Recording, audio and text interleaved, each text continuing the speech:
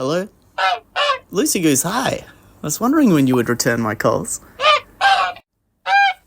Lucy, those other geese were just friends, but, sure, I can read a script for you. Okay, here I go.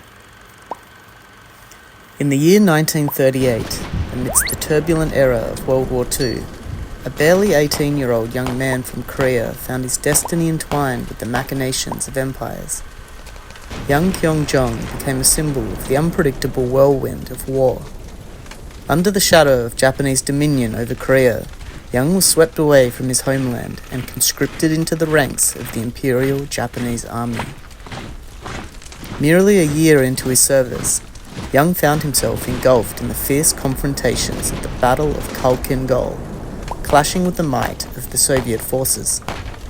Fate, however, had its own plans, as he was captured by the Russians and cast into the grim reality of a Soviet labor camp. Time seemed to stand still, yet the wheel of fortune spun once more in 1942.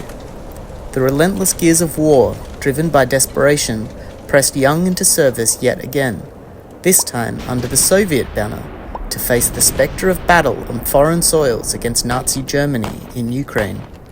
Here, he was once again captured and placed into a German POW camp. But the odyssey of Yang Kyoungjong was far from its conclusion.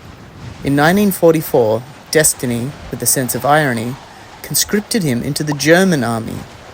His journey led him across the continent to the hallowed grounds of Normandy, France, where he stood amongst the ranks of the 709th Infantry Division, tasked with defending the strategic port of Cherbourg against the impending Allied onslaught on D-Day. As the tides of war turned, Yang found himself once again in the grasp of fate, this time captured by British forces amidst the chaos of battle.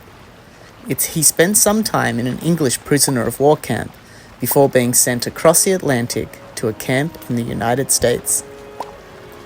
It was in America he would eventually find solace and a new beginning, far removed from the battlefields that had defined much of his early life. After the war, Yang chose to embrace the land of his final refuge and became a US citizen until he passed away in Illinois in 1992.